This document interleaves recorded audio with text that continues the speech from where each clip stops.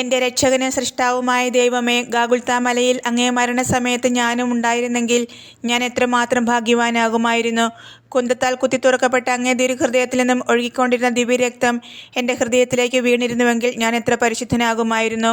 മാധുര്യപൂർണനായ ഈശോയെ, ആദ്യ ബലി ദിവസം ഗാഗുൽത്തായിലെ കുരിശിൻ ചുവട്ടിൽ നിൽക്കുന്നതിനുള്ള ഭാഗ്യം കിട്ടിയില്ല എങ്കിലും അങ്ങയുടെ ദിവ്യബലിയിൽ നിത്യപിതാവിങ്കൽ കാഴ്ച സമർപ്പിക്കുന്ന അവസരത്തിൽ കുരിശിന് കീഴിൽ അങ്ങയോടുകൂടെ ഉണ്ടായിരുന്നവർക്ക് ലഭിച്ച അതേ ഭാഗ്യം തന്നെ എനിക്ക് ലഭിക്കുമെന്ന് പൂർണ്ണമായി ഞാൻ വിശ്വസിക്കുന്നു.